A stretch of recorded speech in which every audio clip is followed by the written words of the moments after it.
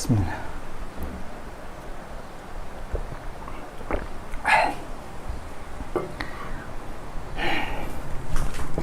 Bismillah. Assalamualaikum warahmatullahi wabarakatuh. Innal hamdalillah nahmaduhu wa nasta'inuhu wa nastaghfiruh wa na'udzu billahi min syururi anfusina wa min sayyiati a'malina. Man yahdihillahu fala mudhillalah wa man yudlil fala hadiyalah. Asyhadu an la ilaha illallah wahdahu la syarikalah wa asyhadu anna Muhammadan abduhu wa rasuluh sallallahu alaihi wa ala alihi wa ashabihi wa man tabi'ahum bi ihsanin ila yaumiddin wa salama tasliman katsira wa ba'du. Pemirsa Akhyar TV dimanapun berada, kita akan lanjutkan kembali kajian bedah artikel dengan judul Ketika Rintikan Hujan Turun. Dan pembahasan ini sudah membahas di nomor keempat ya, dari amalan yang harus dilakukan oleh seorang muslim pada saat hujan turun. Dan terakhir kita membahas tentang tidak boleh mencela hujan, dan penjelasan ini pun mencakup di dalamnya bukan hanya hujan yang tidak boleh dicela. Angin, pohon, mungkin benda-benda lainnya yang Allah ciptakan, kita tidak boleh mencelakannya, kita tidak boleh mencelanya. Karena pada hakikatnya sebenarnya ketika kita mencela semua benda-benda yang telah Allah ciptakan, itu maknanya kita mencela sosok yang membuatnya. Siapa yang membuat hujan? Allah. Siapa yang membuat angin? Allah. Dan penjelasannya sudah disampaikan di pertemuan sebelumnya. Baik, pembahasan yang kelima, dan nomor kelima ini amalan yang sebaiknya dilakukan oleh seorang muslim, baik yang boleh dilakukan ataupun yang harus ditinggalkan pada saat hujan. Yang kelima adalah banyak berdoa ketika hujan turun. Di pembahasan kelima ini maknanya umum. Semua keinginan kita, semua kebutuhan kita sampaikan kepada Allah. Karena momen hujan adalah salah satu di antara waktu mustajab untuk berdoa. Teman-teman bisa membaca penjelasan tentang waktu-waktu mustajab dalam berdoa dalam artikel saya yang berjudul Adab Berdoa. Di situ sudah ada perincian-perincian tentang adab berdoa. Salah satunya adalah waktu-waktu mustajab untuk berdoa, baik dengan keadaan ataupun waktu. Dan sekali lagi, pada saat hujan turun adalah salah satu di antara waktu mustajab yang menurut saya ini best moment ya, momen terbaik buat kita mengeluh, meminta kepada Allah Azza wa Jalla. Nabi sallallahu alaihi wasallam bersabda, "Utlubu istijabatad du'ai 'inda thalathin, tiqa'il juyush wa iqamatis shalah wa nuzulil ghaith." Kata Nabi, carilah doa yang mustajab pada tiga keadaan: bertemunya dua pasukan bersaat perang, lalu yang kedua menjelang salat dilaksanakan, yakni antara azan dan iqamah, lalu yang ketiga saat hujan turun. Hadis ini diriwayatkan oleh Asy-Syalbani dalam kitab Sahih Al-Jami nomor hadis 1026. Ini salah satu hadis, salah satu ya, bukan salah satunya, salah satu hadis yang menunjukkan bahwa hujan turun adalah salah satu waktu mustajab yang sangat dianjurkan untuk berdoa.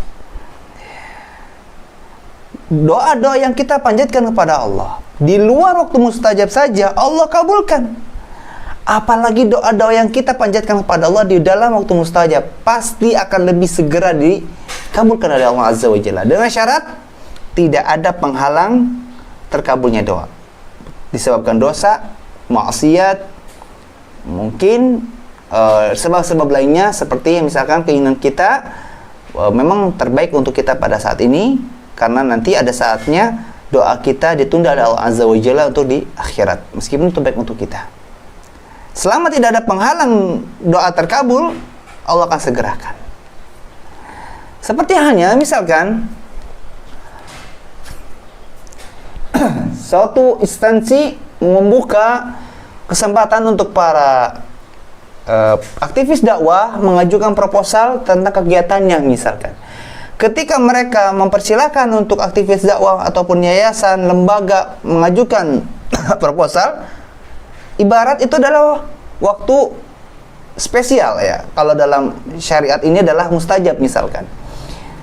Siapapun proposal yang datang kepada lembaga instansi tersebut, maka kan kemungkinan besar dikabulkan lebih cepat, direalisasikan lebih cepat. Ketika ada yayasan, mungkin aktivis dakwah yang mengajukan proposal kepada instansi yang mungkin instansi tersebut tidak membuka kesempatan proposal itu diajukan atau tidak ada rencana untuk berwakaf atau berkontribusi kepada program-program dakwah, maka mungkin ketika proposal tersebut diajukan mungkin diterima, tapi mungkin agak lama karena fokus instansi tersebut untuk yang lain dulu, mungkin demikian. Dan itu mungkin temponya lama kalau kita ya sesama makhluk. Tapi Allah Azza wa Jalla secara umum ada waktu yang spesial untuk kita berdoa, ada waktu yang biasa. Bukan berarti Allah sedang sibuk yang lainnya, bukan. Tapi ini membedakan antara waktu yang memang diperuntukkan untuk berdoa, ada waktu yang tidak untuk diperuntukkan berdoa. Untuk yang lain juga bisa. Ya, seperti halnya menjelang salat Jumat, ya, sebelum salat Jumat dikumandangkan, ditegakkan, dianjurkan apa? Salat sunnah, bukan untuk berdoa, kan demikian. Ini hal yang meskipun semua waktu boleh untuk berdoa, tapi ada waktu spesial untuk berdoa. Seperti halnya saya pernah beberapa saat membuka kesempatan untuk teman berkonsultasi. Itu tandanya ketika ada teman-teman yang bertanya, kemungkinan besar pengajuan pertanyaan tersebut akan segera direspon. Tapi ketika saya tidak membuka kesempatan untuk konsultasi, tanya jawab misalkan, maka kemungkinan ketika teman-teman mengajukan pertanyaan tersebut mungkin agak lama dijawabnya. Ya, jadi momen seperti inilah yang memang harus kita perhatikan. Jadi ketika antara adzan iqamat, ketika hujan turun, mohon untuk kita berdoa. Jangan lakukan hal yang lain. Setelah kita membaca doa turun hujan, ketika angin berhembus, misalnya ketika ada angin, ketika awan mendung, kita baca doa ketika awan mendung. Setelah itu fokus untuk berdoa. Dan perhatikan adab pada berdoa, angkat tangan. Kalau teman-teman ingat di awal pembahasan artikel ini saya menjelaskan kapan kita mengangkat tangan dalam berdoa, yaitu pada saat kita berdoa di momen yang mutlak. Karena kalau momen itu tertentu, ada sebabnya, doanya pun ada, kayak misalkan setelah azan, doa setelah makan, doa ketika hujan turun, itu tidak disyariatkan mengangkat tangan. Jadi ketika misalkan hujan turun, kita baca doa Allahumma shayyiban nafi'an tanpa mengangkat tangan. Dan ketika kita berdoa di waktu mustajab yang tidak ada sebab di situ, momennya tidak ada sebab, maka harus mengangkat tangan. Dan ini boleh kita panjatkan pada Allah doa-doa kita dengan bahasa Arab yang sesuai sunnah, lafaz-lafaznya sesuai contoh dari Nabi SAW, atau dengan bahasa kita, baik dengan Sunda, Jawa ataupun Indonesia. Yang penting kita ketika membaca doa, kita paham maknanya, kita paham tujuan apa yang kita ucapkan.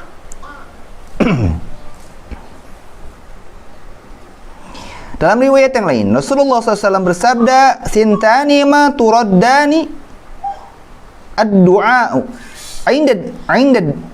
'inda nida'i wa tahta al-matari." Kata Nabi, ada dua doa yang tidak akan ditolak, yaitu doa ketika azan dan doa ketika turunnya hujan. Hadis riwayat Al-Syalmani juga dalam kitab Sahih Al-Jami nomor hadis 3078, dia menyatakan hadis ini hasan. Di hadis selanjutnya lagi-lagi Nabi SAW menekankan bahwa momen turun hujan adalah waktu di mana doa yang dipanjatkan pada saat itu tidak akan tertolak, pasti dikabulkan. Sekali lagi, asalkan tidak ada penghalang-penghalang terkabulnya doa. Dan sudah saya jelaskan juga dalam artikel ada berdoa yang sudah tersedia dalam website khiyar.com. Jadi di sini teman-teman, kita harus tahu juga kapan waktu mustajab itu ada, kapan keadaan-keadaan mustajab itu ada, agar kita tahu kapan harus kita curhat kepada Allah, mengkhususkan waktu tersebut untuk berdoa kepada Allah. Kalau kita hidupnya susah, ibadah kendor, doa pun tidak mau. Untuk apa kita hidup di dunia ini?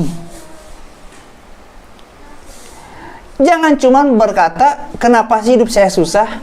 Kenapa sih saya kok kayak gini terus, gelisah terus, pikiran karuan terus? Bukan itu yang kita butuhkan untuk menyelesaikan keadaan tersebut.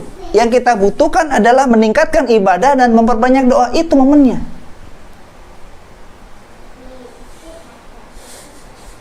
Jangan pernah mencukupkan doa setelah sholat saja.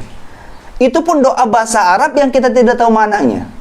Sekarang, kalau saya ilustrasikan, misalkan kita meminta ke orang tua kita, tapi dengan kalimat-kalimat yang ngelantur, kita nggak tahu apa yang kita maksudkan. Kira-kira orang tua kita akan paham apa yang kita mintakan, terus langsung memberikan apa yang kita mintakan? Tidak. Apapun doa yang kita utarakan kepada Allah harus tahu maknanya. Kalau itu bahasa Arab, kalau itu bahasa Indonesia atau bahasa lokal lainnya, harus tahu apa yang kita mintakan pada Allah itu baik untuk kita atau tidak baik untuk kita.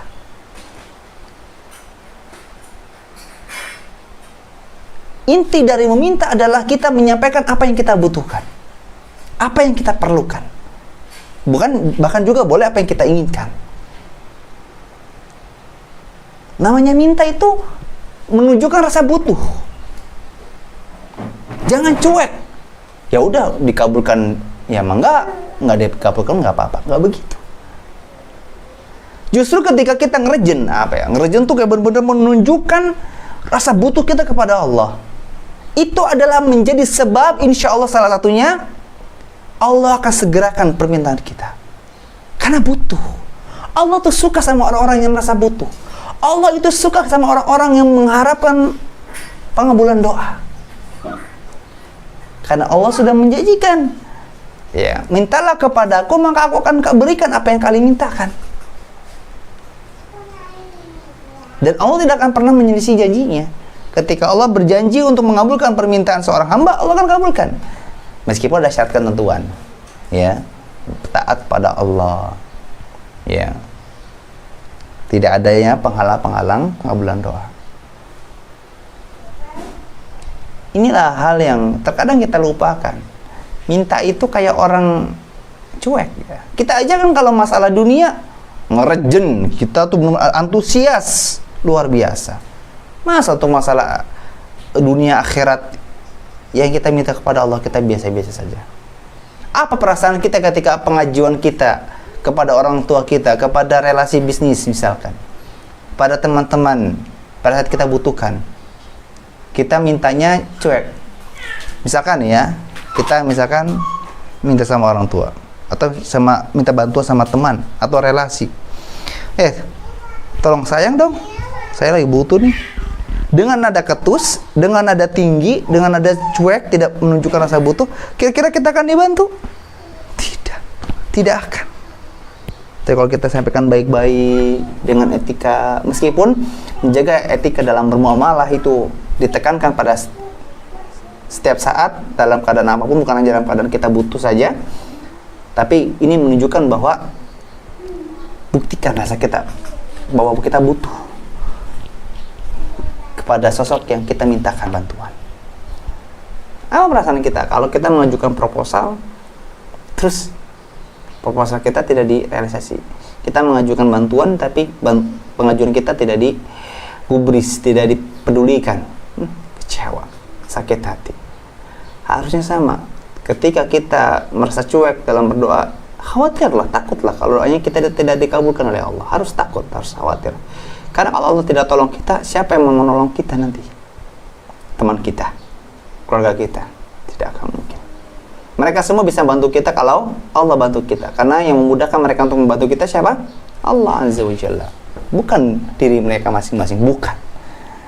Banyak orang yang mampu untuk berbantu, tapi dia tidak mau. Kenapa? Allah tidak meridhoi, Allah tidak tolong kita.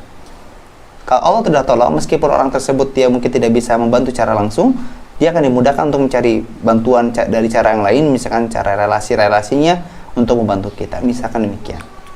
Mintalah kepada Allah dengan sungguh-sungguh.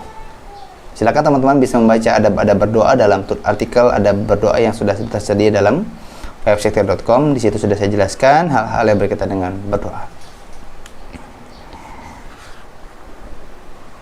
Bismillah.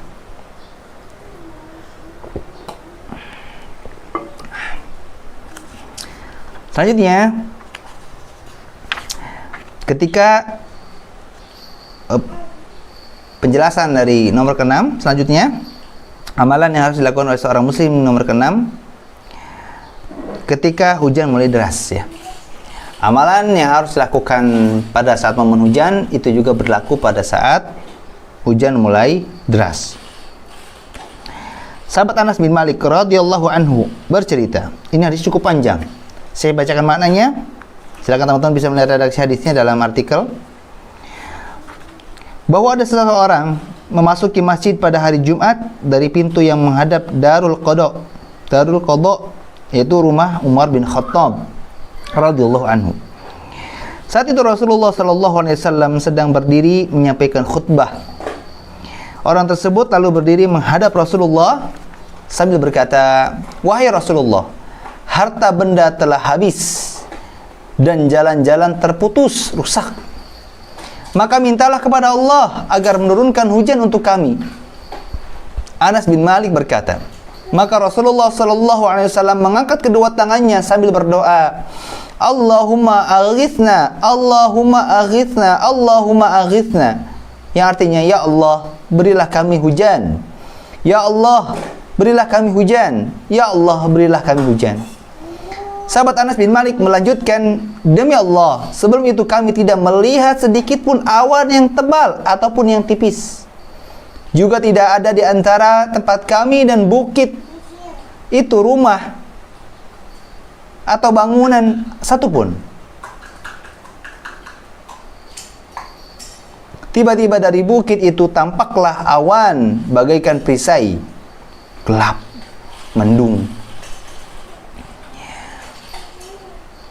Ketika sudah membumbung sampai ke tengah langit, awan tersebut menyebar, lalu turunlah hujan.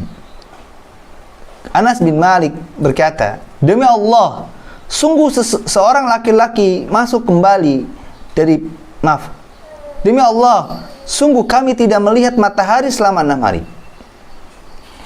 Kemudian pada Jumat berikutnya, ada seorang laki-laki lagi masuk kembali dari pintu yang sama, sementara Rasulullah SAW sedang berdiri menyampaikan khutbahnya. Orang tersebut lalu berdiri menghadap beliau seraya berkata, wahai Rasulullah, harta benda telah binasa dan jalan-jalan pun terputus, rusak. Maka mintalah kepada Allah agar menahan hujan dari kami. Maka Rasulullah SAW mengangkat kedua tangannya sambil berdoa, Allahumma hawalaina wala alaina, Allahumma alal akami wal jibali wadh-dhirabi wa butunil audiyati wa manabitis syajar. Ya Allah, turunkanlah hujan di sekitar kami saja dan jangan membahayakan kami. Ya Allah, turunkanlah di atas bukit-bukit, dataran tinggi, jurang-jurang yang dalam, serta pada tempat-tempat tumbuhnya pepohonan. Anas bin Malik berkata, maka hujan pun berhenti. Lalu kami keluar berjalan-jalan di bawah sinar matahari. Syarik berkata, aku bertanya kepada Anas bin Malik, apakah laki-laki tersebut juga laki-laki yang pertama? Dia menjawab, aku tidak tahu. Hadis riwayat Bukhari nomor hadis 958. Di hadis ini terjadi dua keadaan yang sangat berbeda. Pertama, pada saat itu sedang musim kemarau, mungkin panas, tidak turun hujan, banyak harta benda habis karena mungkin digunakan untuk memenuhi kebutuhan pada saat tanah itu tandus, kering, gitu kan? Yang harusnya para petani bisa menanam dan mendapatkan hasil dari harta bendanya dari hasil panennya, karena kering jadi tidak bisa menanam, akhirnya mungkin menjual harta benda yang dimiliki dan keadaan-keadaan semisalnya. Dan dari sebab kemarau ini pun jalan-jalan pada retak-retak gitu kan, rusak kan. Kita juga sudah tahu kalau panas berkepanjangan tuh jalan pada rusak gitu kan, pada retak, apalagi kalau tanahnya labil, terputus-putus gitu kan, sehingga akses masyarakatmu terganggu misalkan. Maka ada seorang sahabat datang pada saat momen sholat Jumat, Nabi SAW sedang berkhutbah, datang lalu mengatakan bahwa sudah lama tidak turun hujan, maka mintalah kepada Allah agar menurunkan hujan. Maka Nabi SAW berdoa, ya Allah berikanlah kami hujan, ya Allah berilah kami hujan, ya Allah berilah kami hujan, sebanyak 3 kali. Tidak lama dari doa Nabi SAW dipanjatkan, hujan turun dengan lebat. Saking lebatnya 6 hari berturut-turut hujan terus, hingga Jumat tersebut bertemu dengan Jumat selanjutnya, hujan terus, mengakibatkan harta benda pun pada hilang, ya, terhanyut oleh air, kena air jadi menjadi basah, rusak dan semisalnya. Dan dengan hujan yang berlebihan pun tanah menjadi rusak, jadi becek, gembor gitu kan. Akhirnya di Jumat berikutnya ada seorang sahabat lagi, di sini pun tidak dijelaskan apakah sahabat yang pertama berdoa yang meminta kepada Nabi SAW untuk berdoa, ataukah sahabat yang berbeda. Intinya ada sahabat lagi datang di pintu yang sama mengatakan, wahai Nabi, sepekan ini sudah hujan sehingga banyak harta benda binasa, terhanyut dan semisalnya, dan jalan-jalan pun rusak, terputus. Mintalah kepada Allah agar menahan hujan dari kami, agar hujan itu berhenti. Apa doa Nabi? Ya Allah, turunkanlah hujan di sekitar kami, bukan di atas kami.